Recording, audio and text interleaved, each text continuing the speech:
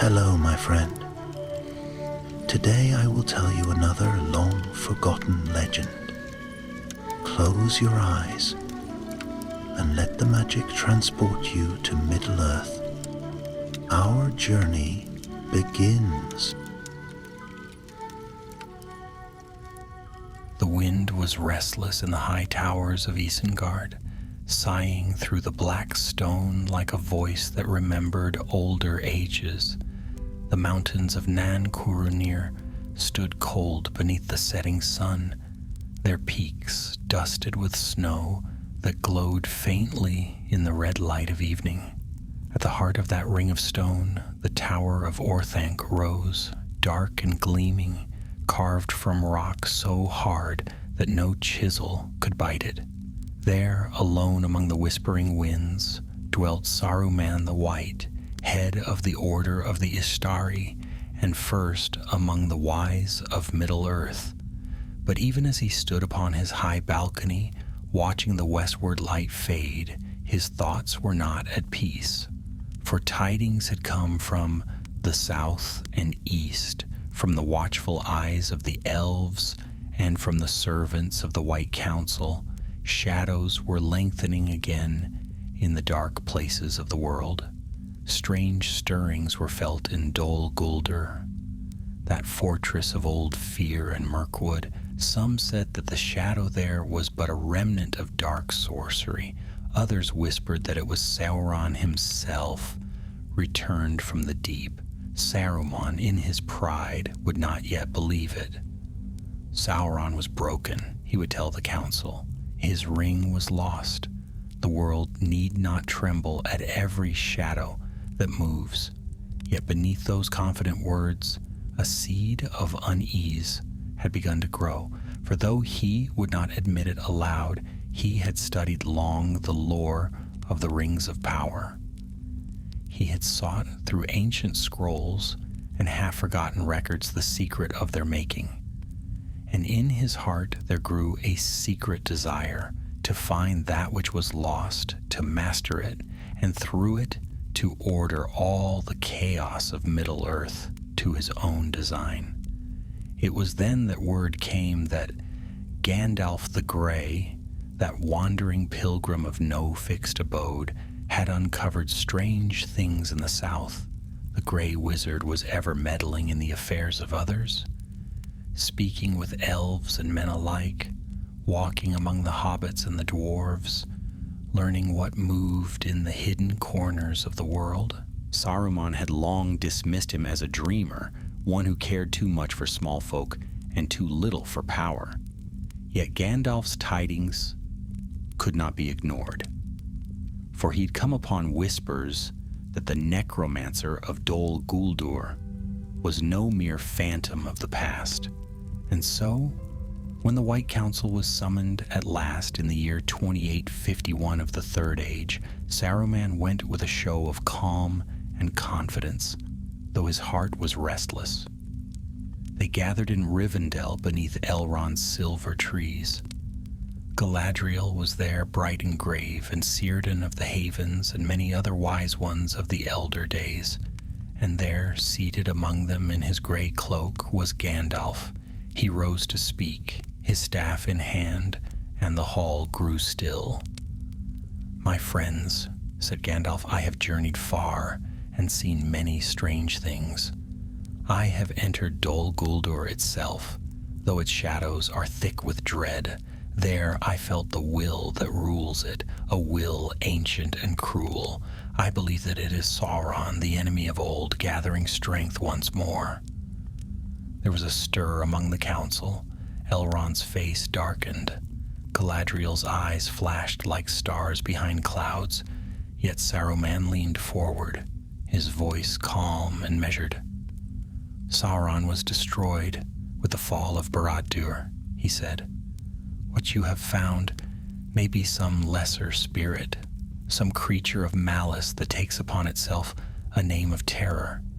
We must not be ruled by fear, Mithrandir." Gandalf met his gaze, unflinching.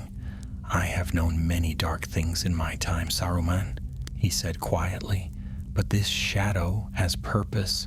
It seeks what was lost."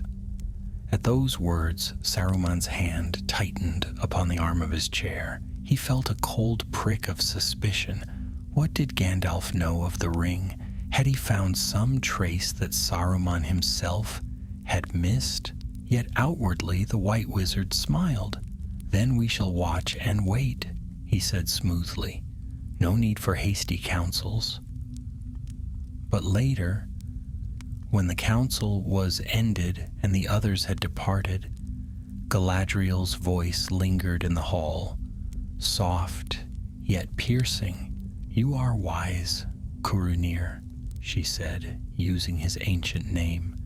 "But wisdom without humility is a snare of its own making. Beware of mistrusting your friends." He bowed politely, but her words stung him like a thorn. When at last he returned to Isengard, the fires of resentment burned bright in his mind. He told himself that he was not jealous of Gandalf, yet his thoughts ever returned to him. The gray pilgrim, wandering, unlearned, careless, yet trusted by elves and men alike. There was something in him that even Galadriel heeded, some quiet strength that did not come from books or lore, and it was that strength that Saruman, despite all his wisdom, could not grasp nor understand. That night, as rain fell softly on the stones of Orthanc, Saruman stood before his great table of scrolls. He drew forth a parchment faded with age, a map of the river Anduin and the Gladden fields. There, long ago, Isildur had been slain. There, the ring had been lost. He stared at the place for a long time, and his hand trembled slightly.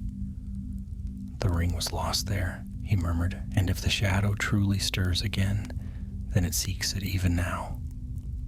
In the dark tower, lightning flashed across the windows, and in that moment, Saruman the White knew a flicker of fear, not of the enemy, but of another.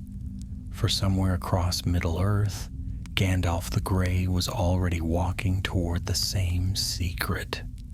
The seasons turned, and years passed like drifting leaves upon the wind. Yet Saruman's mind did not rest. He brooded in his high chamber, surrounded by shelves of lore and the faint whisper of parchment. The tower of Orthanc was filled with the quiet hum of thought and the crackling of small, secret fires.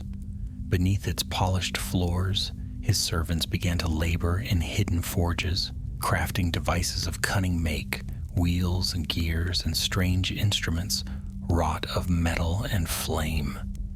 He told none their purpose, for even those who served him could not guess the full measure of his design.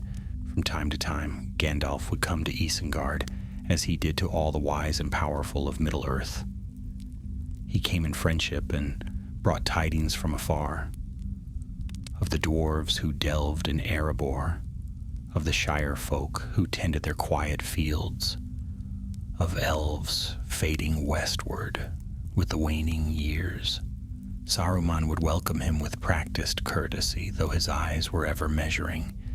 He sought to discern how much Gandalf knew and what he suspected. One evening, when the sun dipped low and the plains below were awash in gold, Saruman received the gray pilgrim at his gate. Gandalf had come unannounced, riding his gray horse with dust upon his cloak and laughter still in his eyes. "Greetings, old friend," he said cheerfully, dismounting. "Your gardens are fairer than ever, though your gatekeeper seems to think me an intruder." Saruman smiled thinly. "A measure of caution ill becomes no lord of Isengard. The times grow uncertain, and there are whispers in the dark places." "Whispers travel faster than wind," Gandalf said lightly, "but they tell little truth." That night they supped together in the great hall of Orthanc. The chamber was lit with many lamps of polished crystal, their glow reflecting upon black stone walls. Saruman spoke of lore, of ancient crafts and the forgotten might of Númenor. Gandalf listened, asking few questions. But when Saruman turned the talk toward the rings of power, Gandalf's eyes grew thoughtful, and the firelight shone upon the lines of his face. "There is peril in such knowledge," Gandalf said quietly, "for those who seek to master the rings are seldom their masters long." Saruman's smile did not falter, but his fingers tightened upon his cup.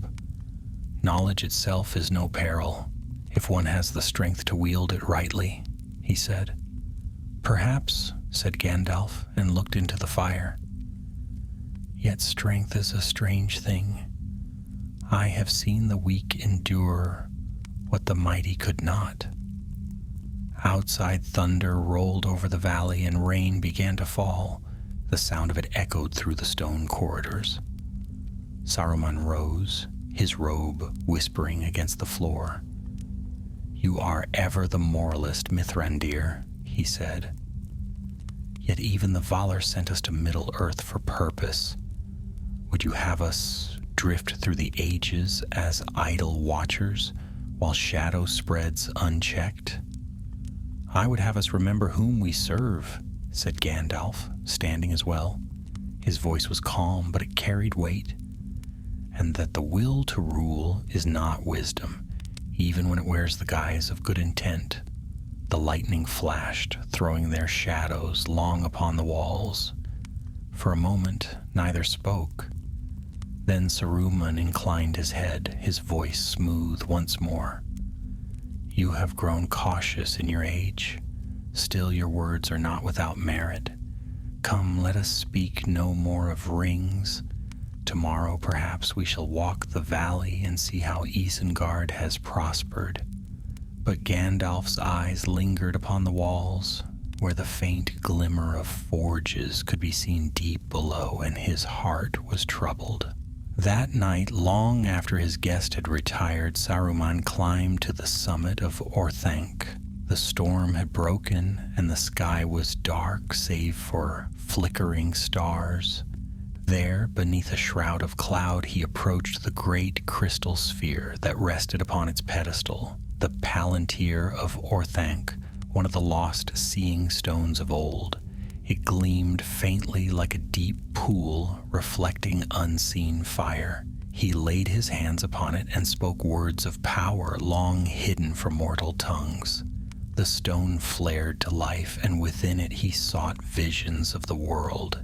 He beheld the wide lands of Rohan, the winding course of the Anduin, and far to the east, the dark forests of Mirkwood. Yet even as he searched, the light within the Palantir flickered strangely, as though something unseen watched him in turn. A voice stirred faintly in his mind, a whisper of power and command. "Seek what was lost," it seemed to say. "Seek the one that rules them all." Saruman drew back, his breath quickened. The vision faded, leaving only darkness. For a moment he stood motionless, trembling slightly. Then, with effort, he mastered himself. "It is nothing," he muttered, "only echoes of the past. The stone shows what I will." But the whisper did not leave him, and from that night forward his dreams were filled with fire and golden rings. Days later, Gandalf took his leave, thanking Saruman for his hospitality. They parted with fair words, but the air between them was cool. As Gandalf rode away through the gate, Saruman watched from the high balcony. The gray figure grew smaller against the plain, until at last it vanished beyond the trees. "Ever he walks where I cannot see," Saruman murmured. "Ever he finds what I cannot find." His hand clenched upon the rail, but not for long. From that hour he set spies along the roads and in the wild places. He ordered his servants to listen for any tidings of Gandalf's travels and of strange folk he met upon the way. He sent riders disguised as merchants down the river to seek rumor of the Gladden fields. None returned with certainty, but one brought word of river folk who told tales of a golden trinket found and lost again in ages past. Saruman's eyes burned with sudden greed. "If such a thing yet exists," he whispered, "then it is mine to claim. And should Mithrandir stand in my path, I shall know how to deal with him." Yet even as he spoke those words, a shadow of doubt crept through his heart. For though he called Gandalf friend and rival in equal measure, there was something in the gray wizard's gaze that he could not endure. A light that no storm could dim, a power that asked for nothing yet yielded all. And deep within, Saruman the White felt the first chill of fear. The snows melted upon the mountains and spring swept like a green tide through the valleys of Rohan. Far away in the west, the Shire stirred to its quiet labors, and the dwarves delved deep in their halls once more. Yet none of these small joys touched the heart of Saruman, for though he walked still in fair raiment and spoke words of wisdom to those who sought his counsel, the fire of envy had kindled in him, slow and bright, and it burned ever more fiercely with the turning of the years. He sat often in his high chamber gazing into the Palantir, though he dared not confess to any that he used it. The stone drew him as a moth to flame. At times it seemed to show him wonders, realms of the west, beyond the sea and the hidden places of Middle-earth. But more and more its visions turned toward the east, where clouds of red and black gathered above distant lands, and in the dark heart of that sight he perceived a power watching him, vast and patient. A voice sometimes touched the edge of his thought, a whisper of command that spoke in the tongues of Numenor. It flattered and it promised, and though Saruman turned away, he could not forget its echo. Still his pride was strong. "I am Curanir the Wise," he told himself. "I serve no master, neither of shadow nor of light. My will is my own." Yet even as he said it, he felt the stone's gaze upon him, cold and consuming. One evening, a messenger came from the northern lands, a tall man, weary from many leagues of travel. He bore tidings from Radagast the Brown, the gentle wizard who loved beasts and birds more than the counsels of the great. "Strange things move in the greenwood," said the messenger. "The dark power that was driven forth now gathers again. Radagast entreats the council to meet once more." Saruman dismissed the man, but he sat long in silence afterward. He knew what such a summons meant. Gandalf would come again, bringing his warnings and doubts. And though Saruman would speak smoothly before the others, each word would weigh upon his pride like a chain. He turned at last to the balcony, where the stars burned coldly above Isengard. The night air was sharp, and far below the forges hissed and roared. He had set his servants to build engines and walls of cunning design, under pretense of strengthening the valley's defense. Yet each hammer strike echoed in his thoughts as a question. What was he truly fortifying against? Sauron, or the fear of being lesser?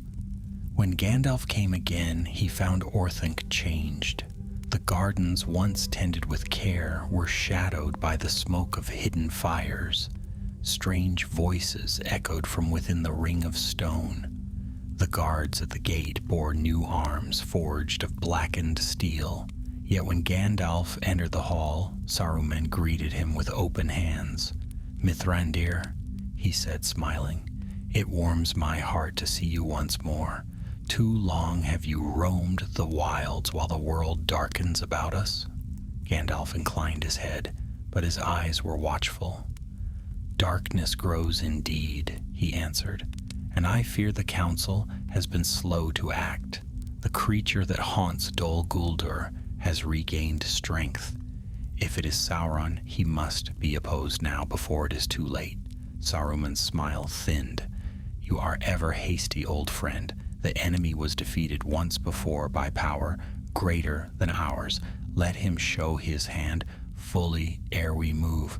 A storm faced too soon will break the unready mast." "Yet delay may prove the greater peril," said Gandalf. "Shadow deepens even as we speak." "And still you would rush headlong into it," replied Saruman sharply. Then, softening his tone, he added, "Forgive me. These matters weigh heavily upon all hearts. Come, rest and speak no more of shadows." But Gandalf did not rest. All that night he walked the courts of Isengard, and as he went he heard the hiss of hidden forges and the clatter of chains. The air smelled of smoke and oil. Strange fortifications for a place of wisdom, he murmured to himself. Saruman watched from his window above. "He suspects too much," he said aloud. "He peers where he should not." Yet even as he spoke, a tremor of unease stirred in him, for Gandalf's very presence seemed to cast light into corners that Saruman wished hidden. He could not name the source of that strength, and that ignorance gnawed at him more than hatred. The next morning, they stood together upon the high parapet, looking east. The air was bright with the gold of dawn. "Do you ever wonder," said Gandalf quietly, "why we were sent here, Saruman? Not to rule, nor to rival Sauron in his craft, but to guide the hearts of others toward what is right." Saruman's eyes glittered. "And who is to say what is right? The world is changing, Mithrandir. The hearts of men turn to order and strength. Would you leave them weak, prey to the next rising shadow?" Gandalf turned to him, and for a heartbeat their gazes met. In that moment something passed between them, something unspoken but keen as a blade. Saruman looked away first. "You mistake compassion for weakness," he said coldly. "And you mistake control for wisdom," Gandalf replied. There was silence then, broken only by the wind sighing over the stones. At last, Gandalf spoke again. "The council will meet in a fortnight. Will you come?" Saruman's voice was smooth once more. "Indeed, I would not have the fate of Middle-earth debated without its appointed head present." Gandalf inclined his head. "Then we shall see what is to be done." He left soon after, riding westward beneath the pale morning sky. When he was gone, Saruman descended into the deep chambers beneath Orthanc. There the air was hot and close, filled with the sound of molten metal. His servants labored without rest, fashioning shapes of iron and tools of hidden purpose. "The time for patience is ending," he said. "Let the world think me cautious. I shall find the ring before any other." He paused before a great map stretched upon the wall. His eyes lingered on the winding line of the Anduin, the place where Isildur had perished. "The river will yield its secrets to me," he murmured, "and when I hold the one, the counsels of the wise shall bow before me." But even as he spoke, a gust of wind swept through the passage, and for an instant he thought he heard laughter, quiet and distant, as though carried from the west. It was not mocking, but full of gentle pity. The sound faded, yet it left his heart strangely hollow. He turned away, angered by his own unease. "Dreams and fancies," he muttered. "The gray fool's shadow still clings to my mind." Yet in truth, that faint laughter haunted him long after, and though he told himself it was nothing, Saruman the White began to dread the coming of Gandalf more than the return of Sauron himself, for he feared not what the Grey Wizard might do, but what he was. Something unyielding, unseen, and utterly beyond his reach. And so the seeds of betrayal were sown in silence, watered by pride and shadowed by fear. When the summons of the White Council went forth, all the wise who yet remained in Middle-earth answered it. From the Grey Havens came Círdan the shipwright, ancient beyond count and calm as the sea. From Lothlorien rode the Lady Galadriel, fair and perilous, with eyes that seemed to pierce through shadow to the heart beneath. Elrond of Rivendell prepared his halls, for it was there the gathering would take place. And from the south came Saruman the White, proud and splendid, robed in many hues that shimmered faintly like light on polished steel. Gandalf came last, as was his wont, arriving unheralded save by the laughter of children in the valley below, who ran beside his horse and cried his name with joy. The day was clear, the air full of the smell of pine and river water. Yet beneath that peace, unease stirred among the council, for all felt that their meeting would shape the fate of years to come. When they were seated in Elrond's great hall, the silence grew deep. It was Gandalf who spoke first. "My lords," he said gravely, "the shadow that once fled from Dol Guldur has returned in strength. There can be no doubt the dark power gathers again in Mirkwood. I have seen his works and his servants move across the lands. The enemy is rebuilding." Círdan bowed his head, and Galadriel's gaze turned eastward. "Long have I feared this," she said softly. "For the darkness that once lingered on the borders of Lorien grows nearer each year." Saruman rose slowly, his hands folded upon his staff. His voice was measured and rich, filling the hall with its smooth authority. "My friends, I do not deny that evil stirs again, yet I deem it folly to believe that Sauron himself has taken form once more. The ring was lost beyond recall. Without it, he can never regain his former power. Let us not be moved by shadows and rumor." Gandalf's gray eyes met his. "You speak with assurance, Curanir, yet you have not walked the dark paths as I have. I tell you, the spirit that dwells in Dol Guldur is no lesser wraith. It is Sauron, seeking what was lost." At that name, a shiver passed among them. Saruman's face remained calm, but his heart beat swift. He forced a smile. "You see ghosts where there are none, Mithrandir. The wise should not be ruled by fear. Still, I will not gainsay caution. Let the council send forth its strength and cast down the fortress of Dol Guldur once more, if only to still these doubts." Galadriel looked upon him long and said, "You speak fair words, yet your heart is veiled. I say this, if we do not act now, greater darkness will come." Her gaze seemed to pierce him like light through glass, and Saruman lowered his eyes. "As the lady wills," he said softly, "I shall lend my power to this cause." And so it was decided. The White Council would move against Dol Guldur, yet when the meeting was ended and the company departed, Saruman lingered alone in the shadows of Elrond's hall. There his composure faltered. "He seeks the ring," he whispered to himself. "He dares to speak of it before all.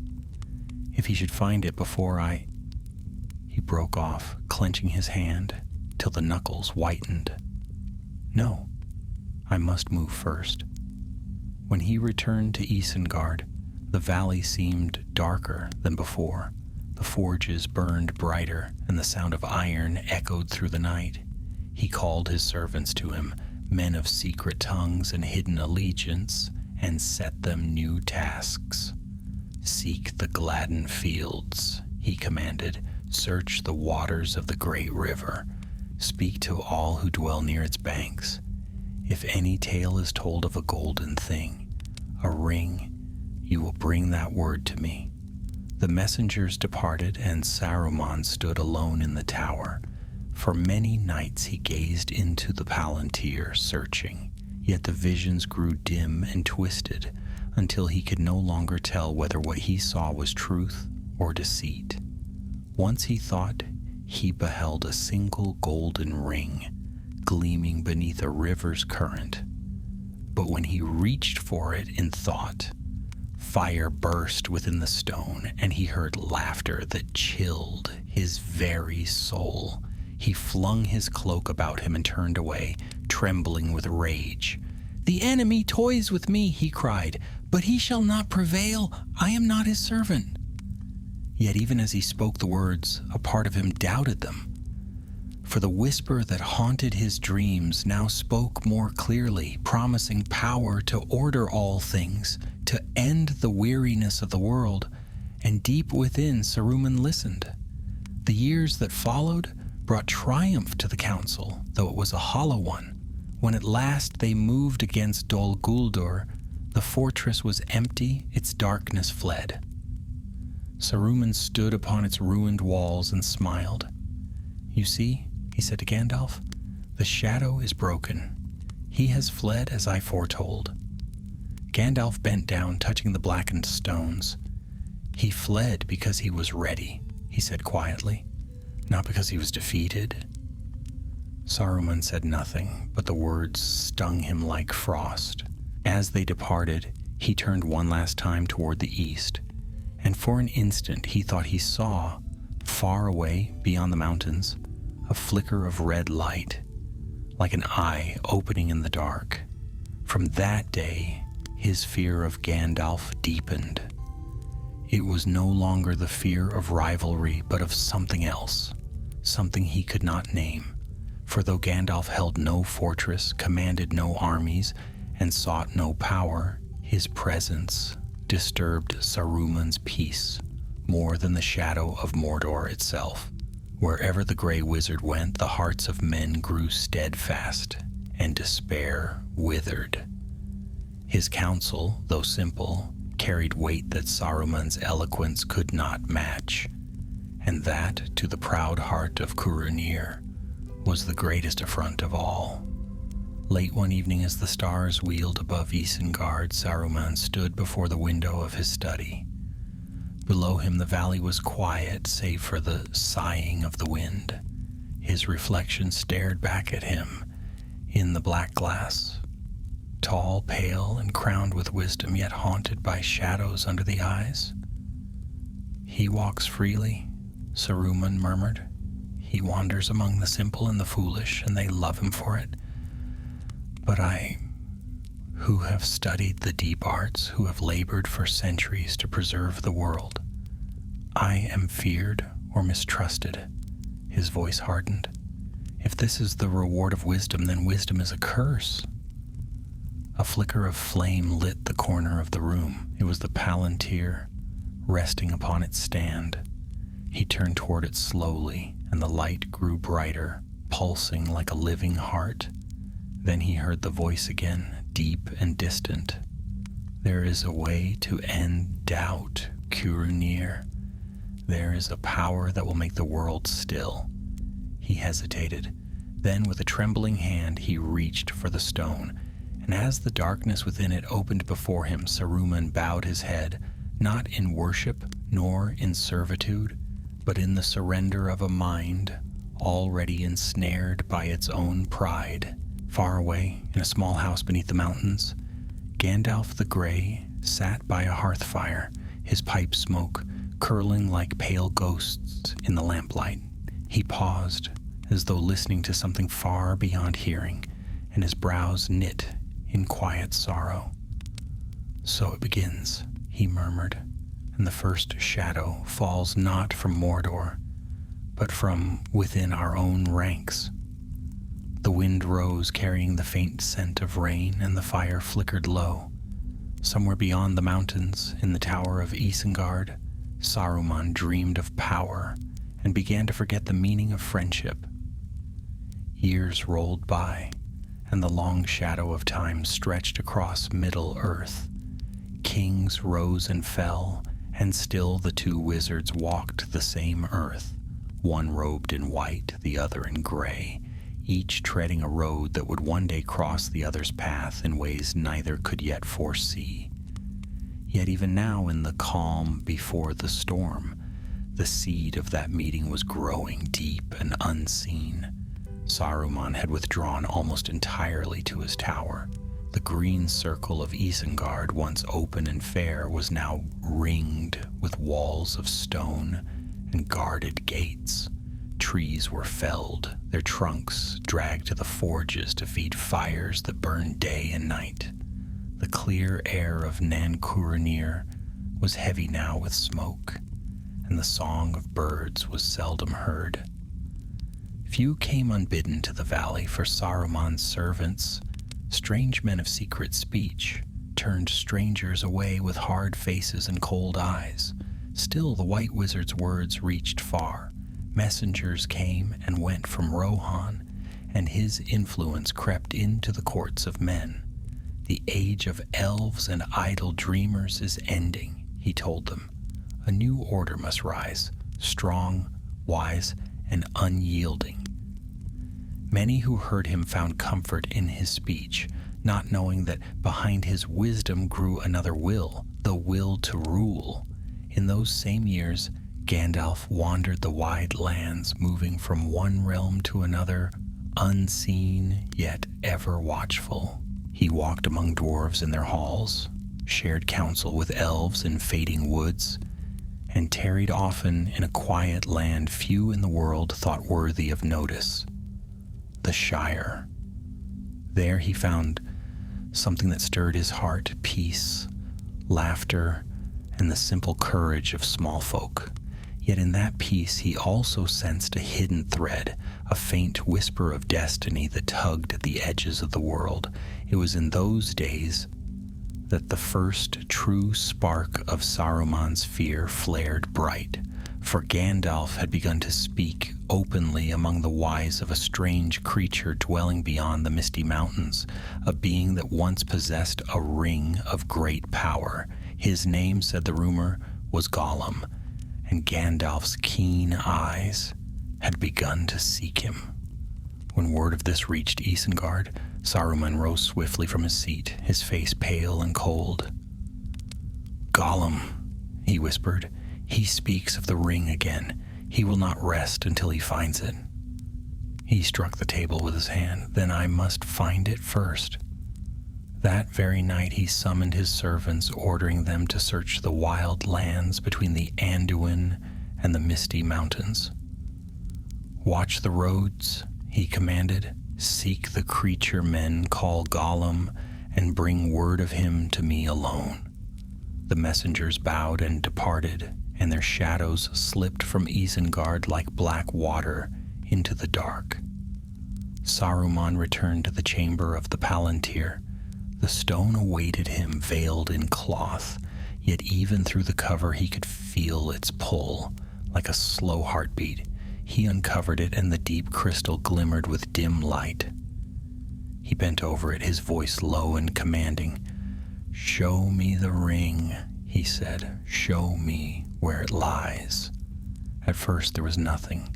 Then, faint and far, he saw the wide river winding through mist, and in its waters a single gleam of gold.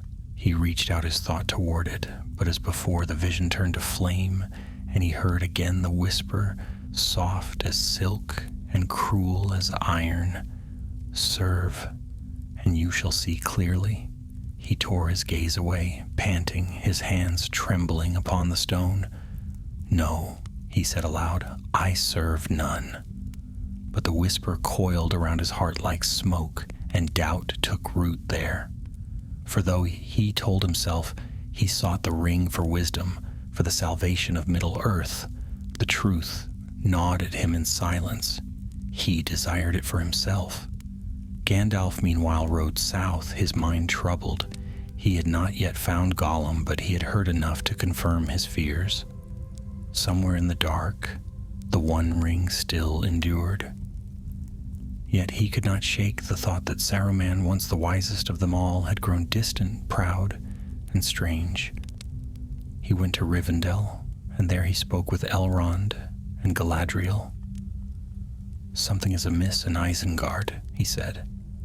"I feel it in the air as if a storm were gathering behind clear skies.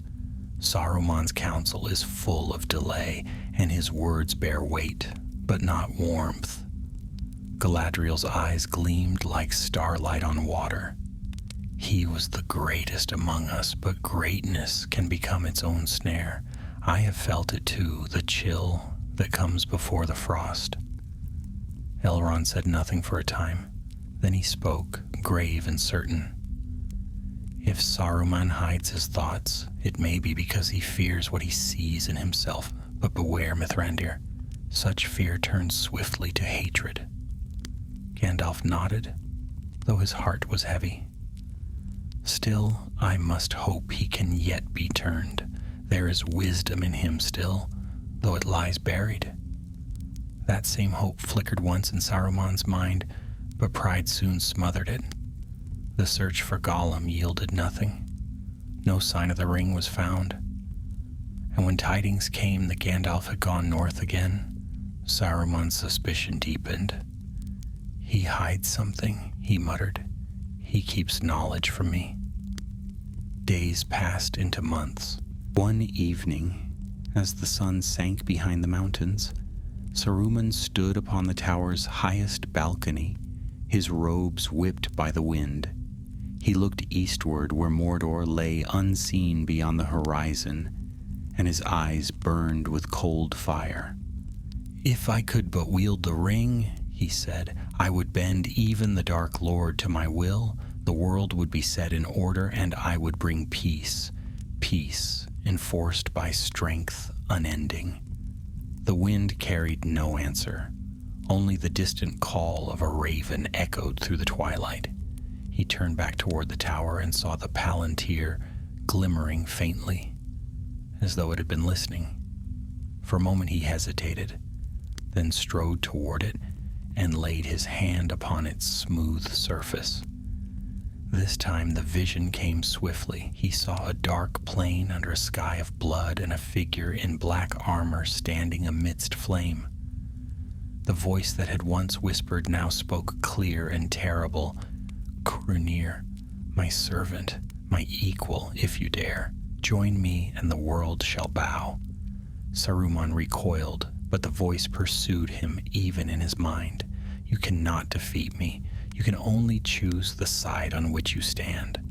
The stone's fire died, leaving him in shadow. His breath came fast, his heart pounding. He stood there long in silence, staring at his own reflection in the glass, and for the first time, he did not know whether it was fear or desire that trembled in his soul. In those same days, far from Isengard, Gandalf came upon strange tidings near the Gladden fields. He found traces of old battle, rusted blades, broken helms, and a place where something precious had once been lost. He knelt there in the soft earth and bowed his head. "So this is where the ring fell," he murmured, "and somewhere in these waters, its shadow lingers still." As he rose, he turned his gaze southward. A chill wind swept from the mountains, carrying with it the faintest echo of thunder. He did not know that beyond the horizon, in a dark tower of stone, another wizard stood beneath the same wind, staring north with eyes full of hatred and fear. Two paths, bound by fate, had begun their slow and fateful convergence. And though neither yet spoke the other's name with open enmity, the storm that would one day shake the world had already begun to gather over the towers of Orthanc and the hills of the Shire alike. In the turning of the next age of years, the hidden struggle between the two wizards grew deeper, though no sword was yet drawn and no word of open enmity spoken. The world still believed them allies, the white and the gray, keepers of ancient lore, yet between them a rift had opened wide as any chasm of the earth. Gandalf had gone north again to search the wild country beyond the Gladden fields. guided by rumor and instinct, he found no ring, yet in dark caverns he discovered marks of golems wandering, claw prints and damp clay, a half-gnawed fish, and the echo of a voice muttering of precious and lost. He knew then that the creature lived, and that through him the tale of the ring was not ended. He resolved to find him, though years might pass before that meeting came. Meanwhile, Saruman dwelt in Orthanc like a spider in its web. His servants multiplied. His words grew fairer in the hearing, but colder in the heart. He sent gifts to Rohan, fine blades, medicines, and subtle engines of defense. And the kings of that land, weary of war with the East, accepted his counsel gladly. "Your tower stands near our borders," they said, "and your wisdom is our shield." He bowed and spoke humbly, yet in secret he smiled, for already the riders looked to him more than to their own lords. Night after night he sought counsel in the Palantir. At first he spoke to the stone as to an equal demanding knowledge. Soon he listened as to a master. What began as curiosity became communion. He saw visions of vast hosts moving beneath a red sky and of the black land awakening. The voice came more clearly now. "The gray pilgrim deceives you. He would see you cast down. Take the power that is yours." Saruman tried to deny it, but the whisper had become part of his own thought. And so, though he still named himself free, he had already bowed. Then came the year when Gandalf rode again to Isengard. The meeting was not by chance, for he hoped to read the truth in Saruman's eyes. He was welcomed with courtesy.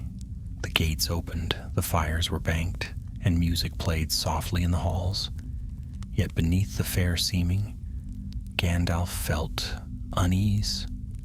He saw the strange wheel-worked forges, the deep pits newly delved, the stores of iron where once grew green lawns.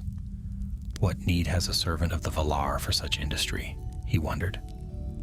That evening, as the sun set crimson over the gap of Rohan, they spoke together in the high chamber of Orthanc. Saruman's voice was smooth as ever. "Long have I pondered our labors," he said. "The enemy rises, and the free peoples grow weak. The elves depart, men quarrel, dwarves think only of gold. If the ring yet endures, perhaps it was meant to be found, to be used." Gandalf's brow darkened. Used? By whom? "By one wise and strong enough to wield it rightly," said Saruman, and for the first time there was hunger in his tone. "Why should we not take that burden, we who were sent to guide? Better the hand of light than the hand of darkness." Gandalf rose, his cloak stirring in the wind from the window. "There is no hand of light that can wield it. Its very purpose is domination. Would you set yourself against Sauron by becoming like him?" Saruman's eyes flashed. "You are blind, Mithrandir. Do you think to lecture me on the arts of power? I have studied the deep foundations of the world while you walked with halflings and pipeweed." "Perhaps," said Gandalf quietly, "and in so doing you have forgotten what strength truly is." For a moment they faced one another in silence, the last rays of sun gilding their robes, white and gray, light and shadow together. Then Saruman turned away. "Go if you will," he said coldly. "You waste your pity on the world's refuse. When the final battle comes, remember that I offered alliance." Gandalf bowed slightly. "I shall remember." And with that he departed, leaving the halls of Isengard darker than before. After his leaving, Saruman strode the tower in wrath. He told himself that the Grey Wizard had always been faithless, that envy had poisoned his every deed.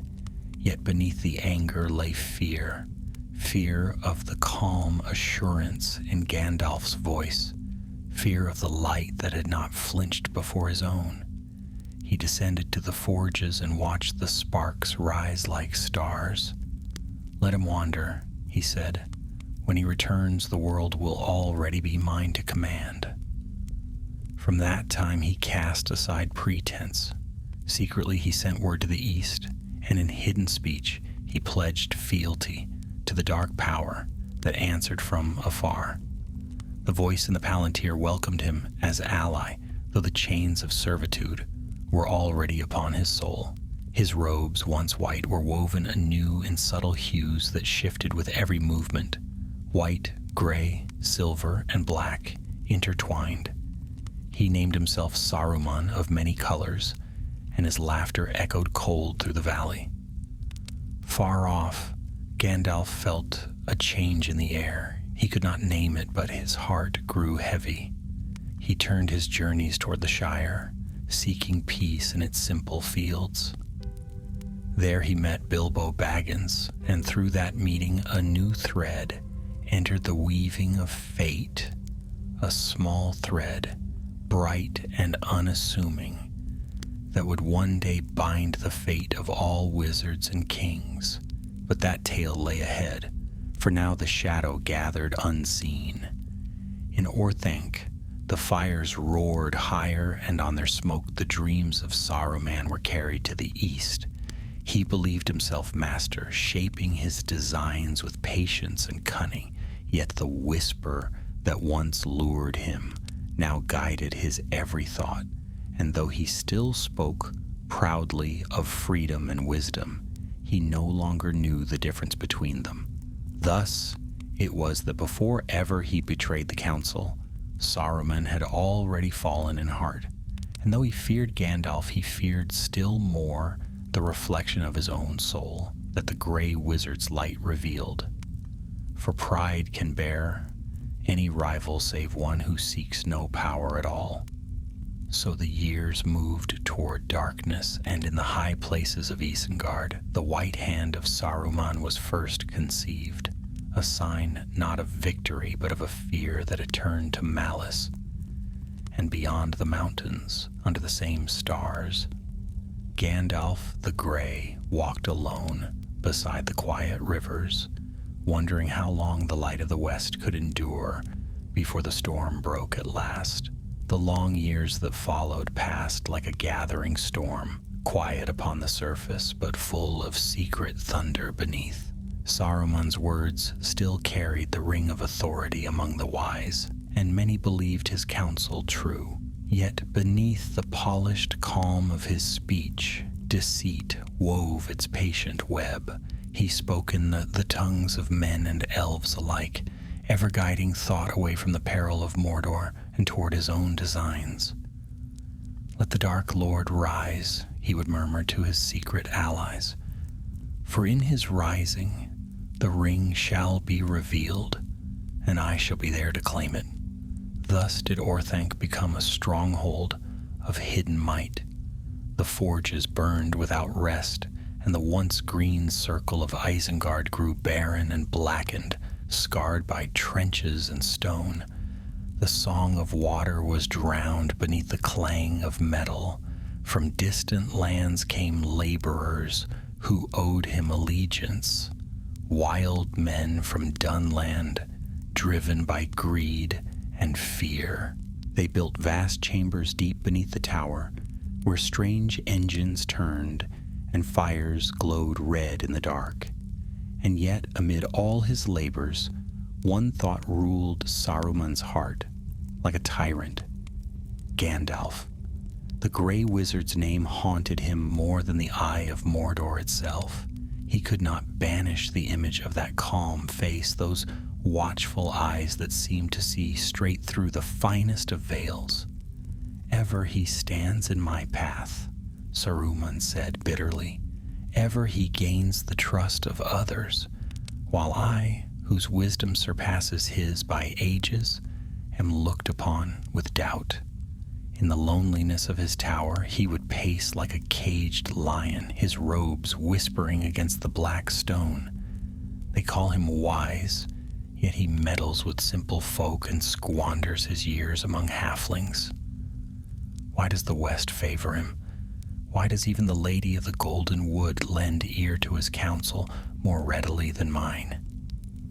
The Palantir answered him with silence at first, but then, as his rage mounted, it flared to life. The dark depths within the stone shimmered like molten metal, and from its depths came the faint echo of a voice he had once heard, deep, persuasive, and cold. "Why indeed, Kurunir? The Grey One hides more than he reveals. He would see you diminished. You alone have the will to rule."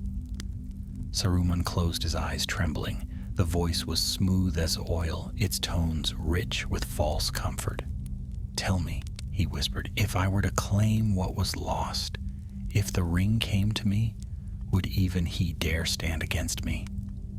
"He would fall before you," said the whisper, "for his strength is mercy, and mercy breaks before power." That night a new resolve hardened in Saruman's heart. He would no longer wait upon chance or prophecy. He would find the ring, master it, and bring order to a world that faltered between light and darkness. But fate had other designs. Far across Middle-earth, Gandalf was drawing near to the truth that Saruman sought to hide. Through long pursuit and toil, he had at last tracked the creature golem into the deep shadows of Mirkwood. There he learned much of the One Ring, of its passage from hand to hand, and of a land called the Shire. When he returned to the council with this tale, Saruman was forced to listen as the Grey Wizard spoke. "The Ring of Power was not destroyed," said Gandalf, standing before them. "It was taken by Isildur and lost in the river long ago.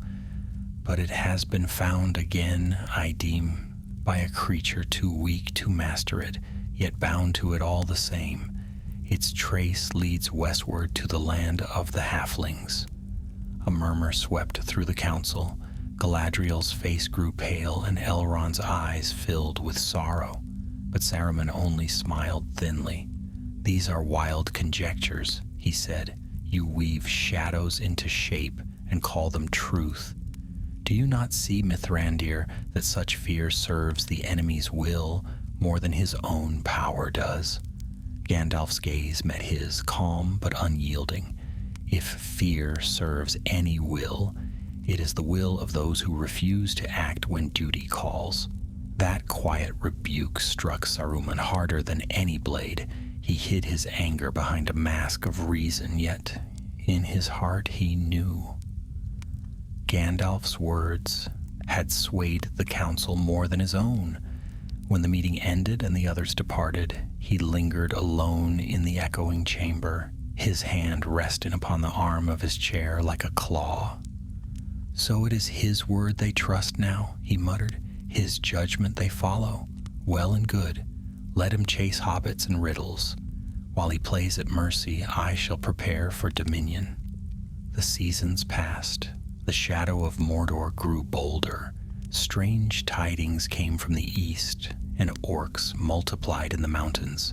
Yet still Saruman waited in Isengard, building, plotting, and watching.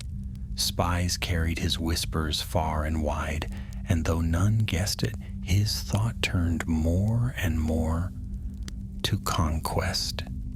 He began to speak openly of the failings of the White Council. "They cling to fading hopes," he said to his captains. "They wait for strength to come from the West, when no such strength remains. The world belongs to those who seize it." In those days the people of Rohan still counted him friend. He sent them counsel and gifts, speaking fair to their lords and teaching their craftsmen new arts of weapon making. Yet his heart was cold. "They are pawns," he said to himself, "tools to be used when the time is ripe."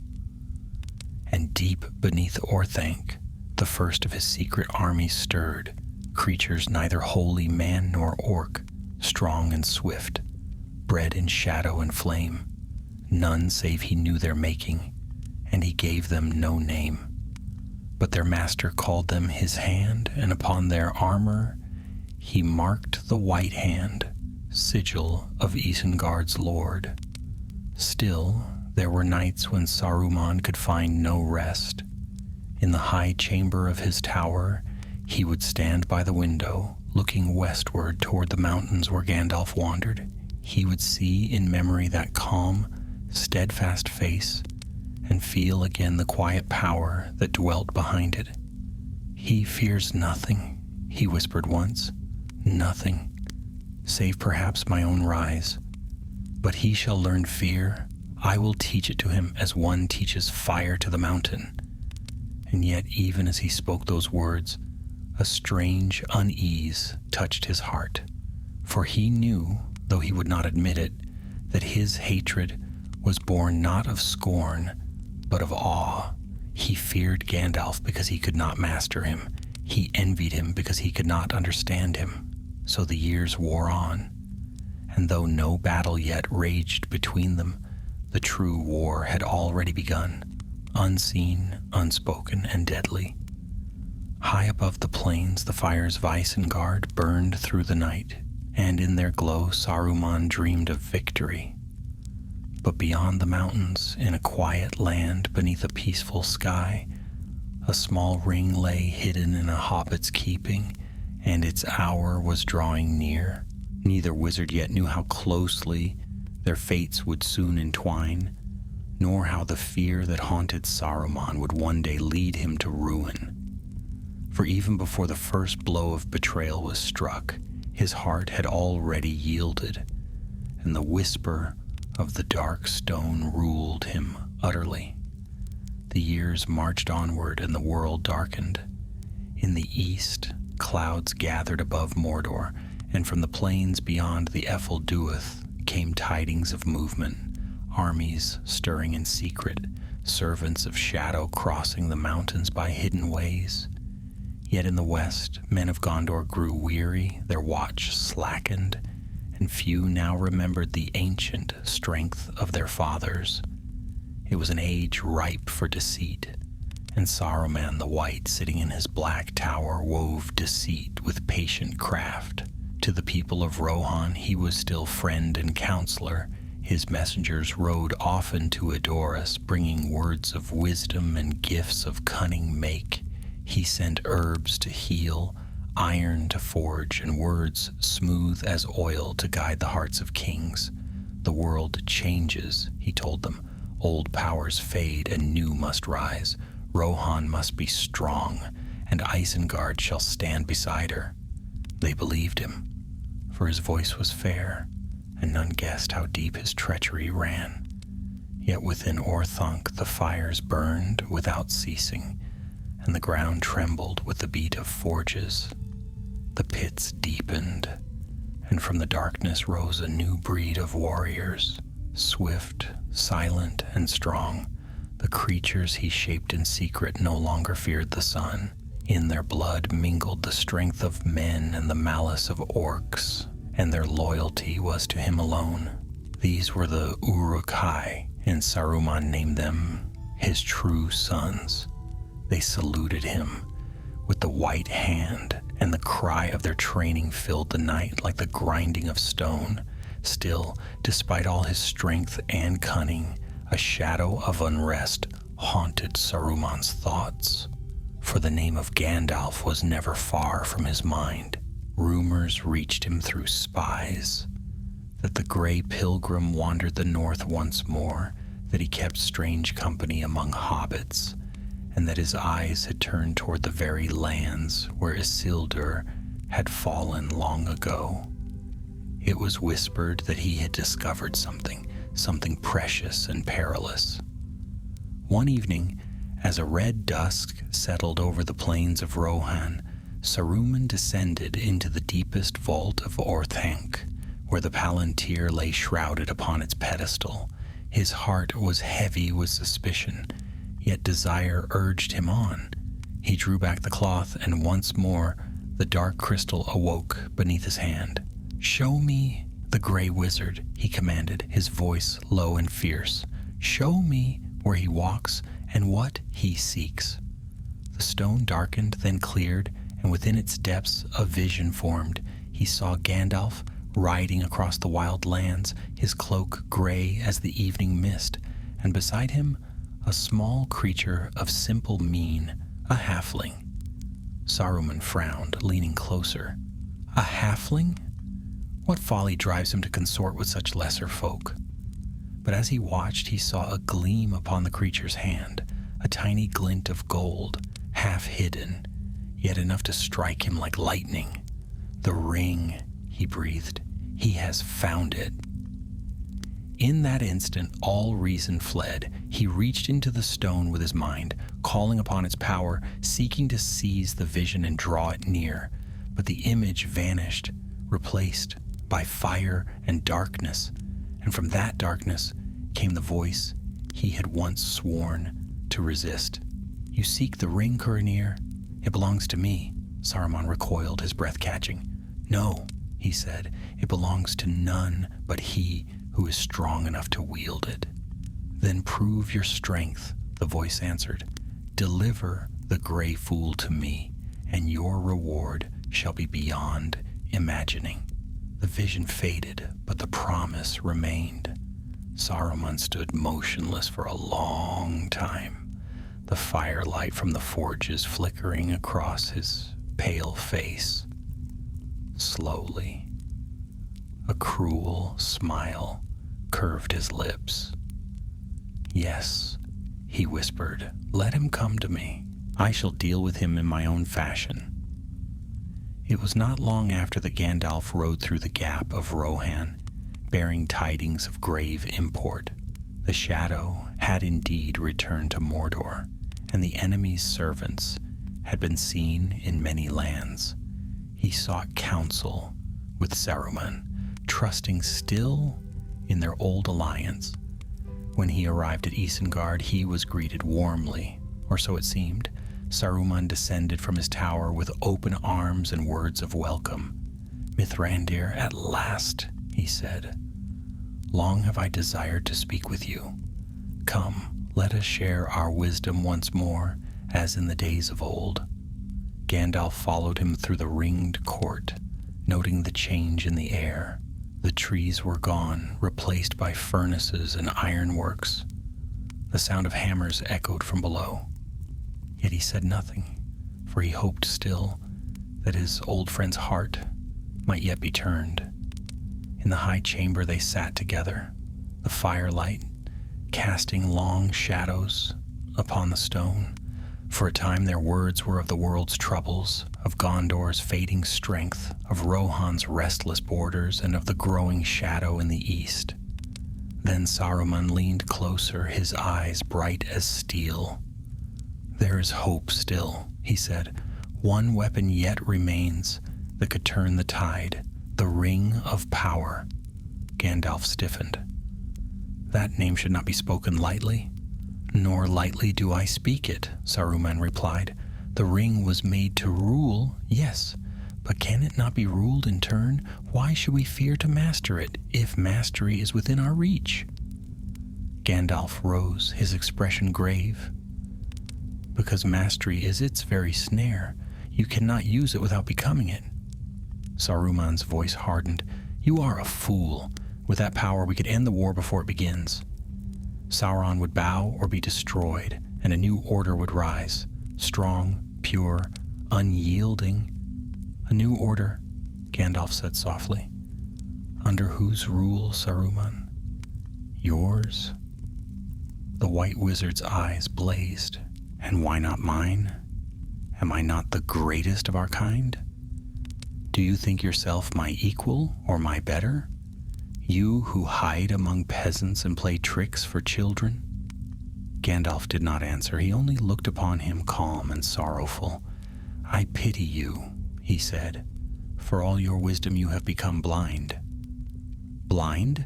Saruman laughed, a harsh, echoing sound. No, Mithrandir, it is you who are blind. The world changes, and you cling to old dreams. Join with me, and we shall rule in the name of order. Refuse and you will perish." Gandalf turned to go, but Saruman raised his staff, and the doors of the chamber slammed shut. "You will not leave this place," he said, his voice cold as stone. "Not until you have seen the folly of defying me." Thus began the final turn of their long rivalry, the moment when fear and envy became open treachery. High above the plains, the storm broke over Isengard, and thunder rolled among the mountains. Lightning flashed across the black spire of Orthanc, and within its walls two great powers stood opposed, the white and the gray, wisdom against wisdom, pride against mercy. And though the battle of their words had only begun, Saruman already knew, in some dark corner of his heart, that he feared what he could never destroy. For in Gandalf's quiet gaze there burned a light that neither ring nor tower could ever dim, a light that he could not command and would never understand. Thunder rolled over the valley of Nan Curunir, and the wind tore at the trees that still clung to the slopes about Isengard. Rain fell in sudden torrents, beating upon the black walls, running in silver streams down the polished stone. Yet within Orthanc, the fire burned bright. There in the highest chamber, Gandalf the Grey stood before Saruman the White, and between them hung a silence heavier than storm. "You are betrayed by your own heart, Curunir," said Gandalf at last. "You speak of order, yet your words reek of pride. You have turned from the path appointed you." Saruman's voice came low like a serpent's hiss. "Do not speak to me of paths. I have walked them all and found them wanting. The valor send us to mend the folly of this world, and yet they forbid us the tools to do so. Is that wisdom, to fear strength? Strength untempered by mercy is no strength at all," Gandalf answered. "It is but another form of tyranny. You have looked too long into the abyss of the enemy, and now you reflect his face." Saruman's eyes flashed. "I reflect only truth. Look at the world, Mithrandir. The free peoples crumble, their courage wanes. Sauron rises because none dare match his might, but I shall. I alone will wield the power to break him. And in so doing," said Gandalf softly, "you will become him." The words struck like a blow. For a heartbeat, the mask of calm slipped, and Saruman's face twisted with fury. "You think yourself my moral master?" he spat. "Do you believe the Grey Pilgrim, beggar of pipe smoke and riddles, has wisdom beyond the white? You are nothing, Gandalf, nothing but a relic of softer times." "Then why do you fear me?" Gandalf asked quietly. For an instant the tower seemed to hold its breath. Lightning flashed, and in its glare Saruman's eyes widened, just for a heartbeat before his rage returned tenfold. "Fear you?" he thundered. "You mistake disgust for fear. Yet if you will not join me, then you shall serve another purpose. You will stay here until the world's end, or until you see reason." He raised his staff, and the floor trembled. From beneath the stones came the grinding of hidden gears. The doors of the chamber swung shut with a roar, and iron bands slid into place. Gandalf turned sharply, but the windows of Orthanc were narrow, the walls without seam. He stood trapped within the tower that no hand could break. "Saruman," he said, "this path leads only to ruin. You have bound yourself to the shadow you claim to oppose." Saruman smiled, a cold, perfect smile. "Perhaps, but ruin for one may be rule for another." He struck the floor with his staff, and the chamber filled with light. A circle of fire sprang up about Gandalf, bright and terrible. The gray wizard raised his hand to ward it off, But the flames leapt higher, and the heat drove him back to the center. "Behold the power of the White," cried Saruman. "You have meddled long enough in things beyond your ken. Now you shall watch, helpless, as I remake the world." Then, as if to mock his boast, a sudden wind swept through the chamber. The fire bent and faltered, and the storm's voice roared through the tower. Saruman lifted his hand, crying out in fury, and the tempest answered. Yet above all the thunder and the fire rose Gandalf's voice, calm and clear as the ringing of a bell. "There is a power greater than yours, Curanir, though you have forgotten it. You may hold me here, but you cannot silence me, nor can you bind the will that serves the true purpose of the West." At those words the flames guttered out, and for a moment the light in the tower dimmed. Saruman drew back, breathing hard. He felt again, as he had in the earliest days of their rivalry, that same unnameable dread, the sense of a strength he could not see nor measure. "Enough," he said hoarsely. "You will stay here, and your words will wither with you." He summoned his guards, strange men with dull eyes and the white hand branded upon their arms. "Take him to the pinnacle," Saruman ordered. "Let him gaze upon the world he would have left ungoverned." They seized Gandalf's staff and led him upward through winding stairs until they came to the very top of Orthanc. There they left him, alone upon the pinnacle, high above the plains, where the wind howled and the rain cut like knives. The door closed behind him, with a sound like final judgment. So began Gandalf's imprisonment in Isengard. Days passed, though he could not tell how many. The sky was ever dark, and the storm seldom ceased. From the height of the tower he could see far across Rohan, the fields swaying like seas of gold in the rare moments of sun, the distant gleam of Edoras upon its green hill. Yet though he looked outward, his thoughts turned inward, seeking the strength to endure. At times Saruman came to speak with him. "You have but to say the word," he would murmur. "Join with me and I will free you. Together we could wield a power that would shake the very foundations of the world." Gandalf would only answer, "There are foundations that no power can shake, Saruman. You have forgotten them, but I have not." Then Saruman would turn away in wrath. "So be it. Rot here until wisdom returns, or until the world ends. It will matter little which comes first." Yet even as he spoke thus, fear gnawed at him. For though Gandalf was captive, the calm in his voice and the light in his eyes remained. It was not defiance born of pride, but of faith. A thing Saruman could neither comprehend nor destroy. He told himself that time would break it, but deep down he knew it would not. One morning when the storm had passed and the air lay still and heavy, Saruman stood upon his balcony, gazing eastward. He had dreamt again of the Eye, vast, lidless, and filled with fire.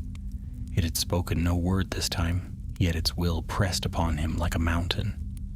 For the first time since his fall, he felt the weight of servitude. "Am I his thrall?" he whispered, "or his rival? Which of us commands the other?" Below in the courtyard a raven wheeled in slow circles, its cry sharp and strange. Saruman looked up, and unease prickled his skin. Something in the air had changed. Far above, upon the pinnacle, a faint light shone through the mist.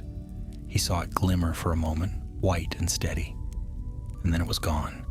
He clenched his fists, rage and fear warring within him. "He calls for aid," he hissed, "but none will come. None." Yet in his heart he knew it was not true, for even then, somewhere far to the north, a great eagle had risen from the eyries of the misty mountains. summoned by a will beyond Saruman's reach. Its wings beat against the dawn, swift and sure, bearing toward Isengard and the prisoner who still watched the world with eyes undimmed.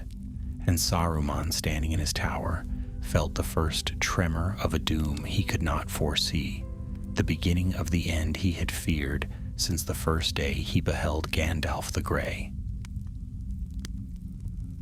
Morning crept over the valley of Isengard, pale and cold after the long storm. The clouds hung low upon the mountains, their bellies torn by wind, and the ground gleamed with rain like glass. The tower of Orthanc stood black and unyielding at the heart of it all, tall as a spear cast against the sky. No smoke rose from its forges that day, for even Saruman's servants worked in silence, cowed by the wrath that had settled upon their master. In the high chamber, Saruman paced alone. His robes, once white, shimmered faintly in hues of gray and silver, shifting like oil upon water. His eyes were red from sleeplessness, and his thoughts turned ever to the prisoner upon the pinnacle above. "Still he endures," he muttered. "Still he defies me. What power shields him? What secret strength gives him peace in chains?" He strode to the window and gazed upward. There, high above the mists, he could just glimpse the shape of the gray wizard standing unmoved upon the narrow stone. The wind tugged at Gandalf's cloak, and the light of morning caught the silver upon his hair. To Saruman, that sight was a torment beyond bearing, for even stripped of freedom, Gandalf seemed greater than he who held him captive. "I will break you yet," Saruman whispered. "When you look upon the world and see it fall into ruin, then you will understand that mercy is a lie and strength is truth." Yet even as he spoke, the voice within his heart, the voice that was not his own, answered softly, "And who made you master of truth, Curanir? Have you not chosen your side already?" He turned from the window in anger. "Silence!" he cried aloud, as if to cast the thought from him. "I serve no one." But the palantir upon its pedestal gleamed faintly, mocking him. Far above, Gandalf stood in quiet thought. The wind tore at him, the chill bit his bones, yet his spirit was unbowed. Long had he watched the skies, and long had he waited, though no hope seemed near. Yet on that morning a change came to the air, a stillness, a sense of vast wings stirring in the distance. He lifted his gaze toward the east, and far away he glimpsed a glimmer of sunlight breaking through the clouds. "Not all hope is lost," he murmured. "Even now the Valar do not forget." The hours passed slowly, but at last a shadow crossed the sun, vast and swift.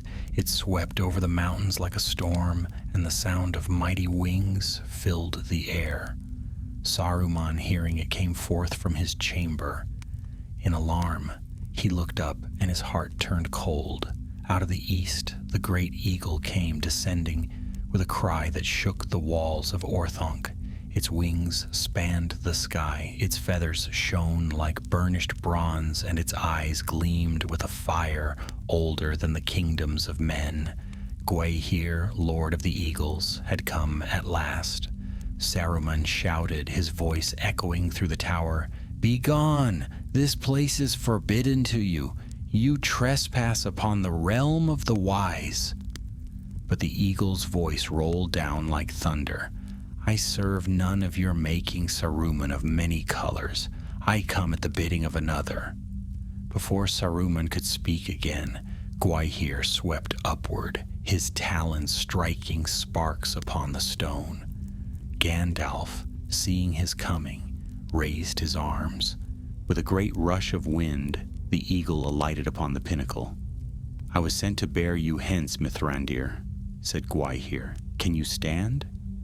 "I can," said Gandalf, his voice steady, though his strength was near spent. "And gladly will I leave this place." Below, Saruman watched helpless as the eagle lifted from the tower, bearing his captive away upon its wings. "No!" he cried, and the sound tore from his throat like a curse. Lightning flashed, and for an instant the tower of Orthanc blazed with white fire. But when the storm cleared, Gandalf was gone, and only the echo of beating wings remained. Saruman sank to his knees, his hands trembling upon the stone. The voice within him spoke again, cruel and calm. "You have failed? The Grey escapes, and with him the last chance of trust. Now you are mine, utterly." He bowed his head and for a long time said nothing. When at last he rose, his face was pale and still as marble. "So be it," he whispered. "If the West will not have me, then let the East make use of my wisdom. The world shall be remade, and I its true master." In the days that followed, a strange quiet fell upon Isengard. The valley lay shrouded in mist, and no sound came from its forges. Saruman spoke to none. He walked the corridors of Orthanc like a shadow, and even his servants dared not approach him. But in the heart of the tower he communed long with the Palantir, and its light grew darker with each passing night. Through it, he beheld the hosts of Mordor assembling, and the great eye blazing above the black land. And though he told himself that he watched only to learn, in truth, he was already bound. For the more he looked, the more he felt the pull of that vast will, the promise of power, the command to act. At last he spoke aloud to the unseen presence. "We are not enemies, you and I," he said. "Let us each play our part. You seek dominion, and I order. The same end by different means." A sound like distant laughter filled his mind. "As you will, Curunir. Serve, and you shall rule." Thus was his fall made complete. Meanwhile, Gandalf rode with Gwaihir over the plains of Rohan. The wind stung his face, but his heart was free. When they came at last to the borders of the Mark, the eagle set him down upon a high hill. "I thank you, friend," said Gandalf. "You have done me a great service." "The winds carry tidings, and the world stirs," said Gwaihir. "What will you do now, Grey Wanderer?" Gandalf looked east, where the mountains loomed like a wall of night. "I will ride where I am needed," he said. "There is much yet to learn, and time grows short. Saruman's heart is lost to pride, and the shadow rises once more. But even darkness cannot cover all the stars." The eagle bowed his head. "Then may the winds of Manwë speed your road." With a sweep of his wings, he rose into the sky and was gone. Gandalf stood long upon that hill, watching the tower of Orthanc gleam faintly in the distance. "Pride has made him blind," he said softly, "yet pity must remain, even for one so fallen, for in his fear he has forgotten what he once was." Then he turned and went his way northward, toward the lands where small and quiet people lived, unknowing that the fate of the world already lay within their keeping. And far behind him, in the dark heart of Isengard, Saruman the White, no longer white, stood before his dark stone, gazing into fire, and smiled. For he'd convinced himself that victory was yet his to win, not knowing that the fear which had long haunted him had already claimed him entirely.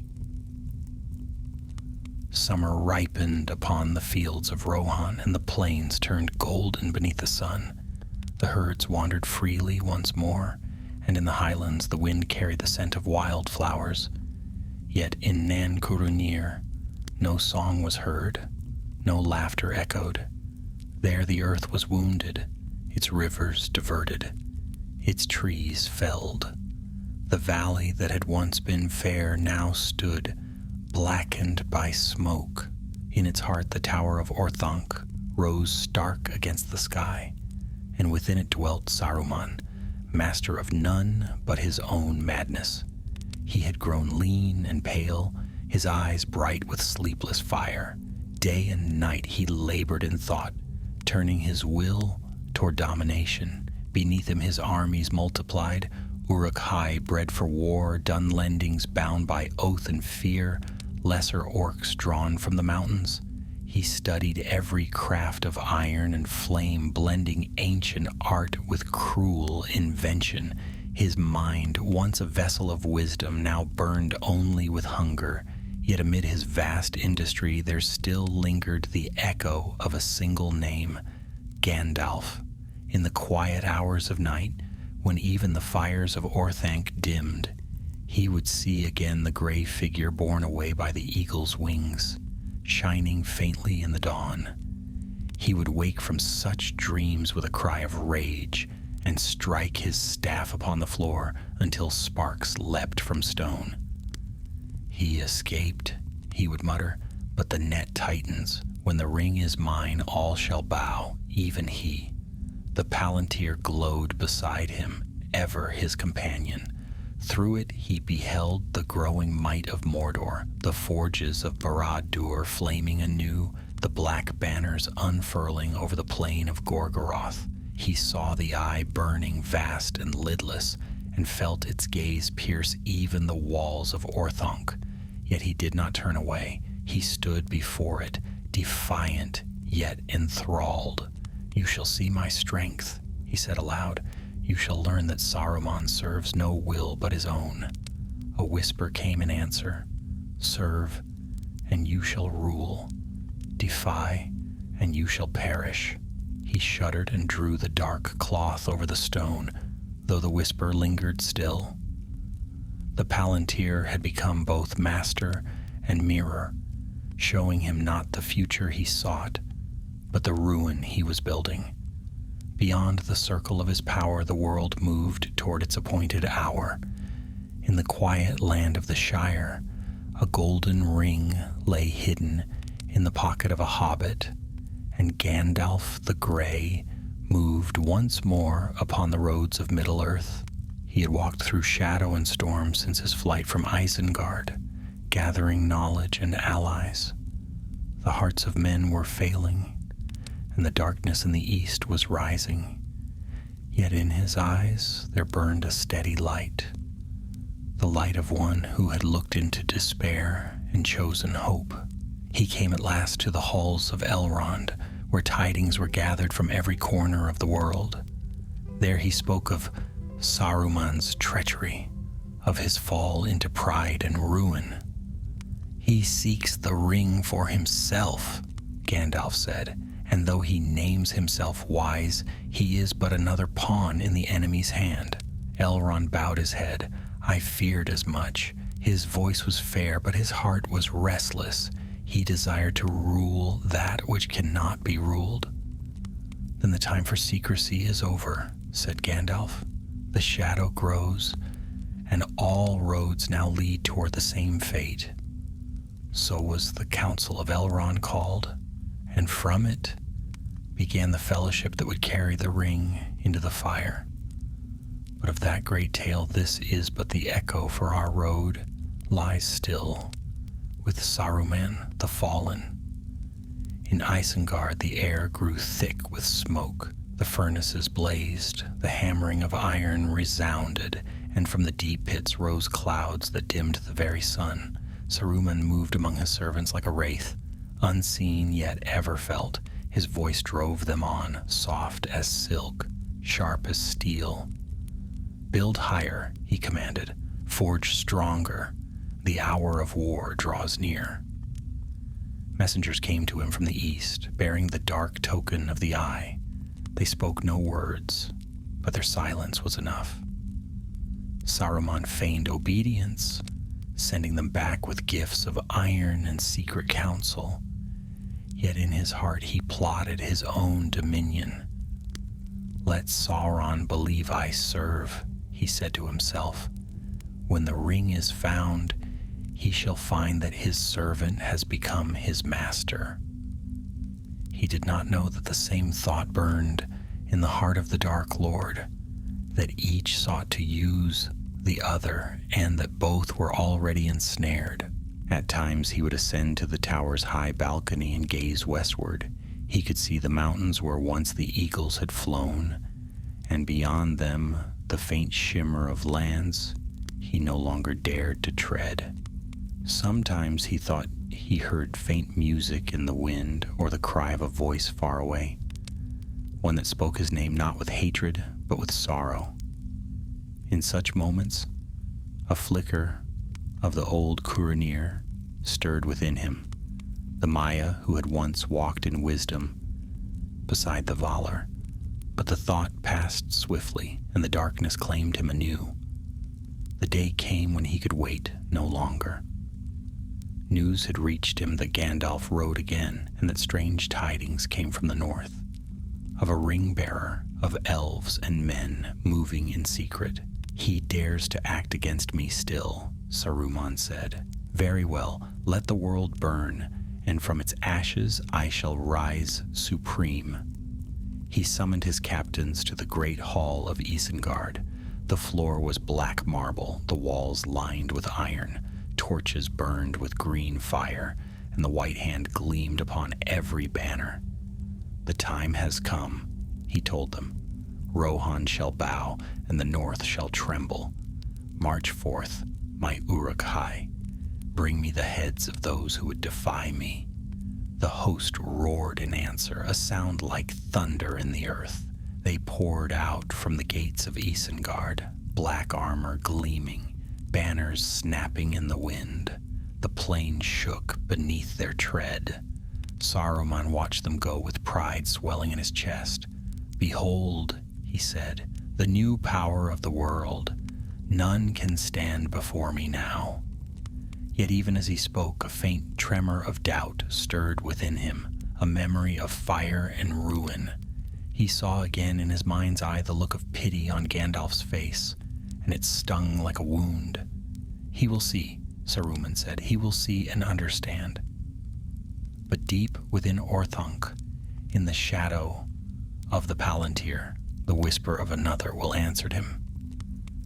"Yes, he will see. And so shall all, for all roads now lead to ruin." Thus the circle closed. Saruman, who had once feared Gandalf for the light he could not comprehend, now feared him for the doom he could no longer escape. His pride had turned to hatred, his wisdom to cunning, his vision to blindness. And though he called himself master of the world, he was already a thrall to the darkness he had embraced. So ends the tale of his fear's beginning. For long before Isengard fell, before his voice was broken and his power cast down, Saruman the White had already lost his battle.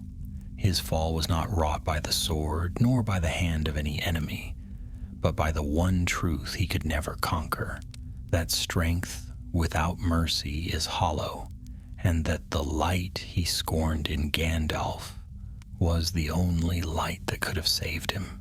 And somewhere far away beneath gentler skies, the gray wizard walked in silence, mourning not his victory, but the ruin of a friend who might once have been the greatest of them all.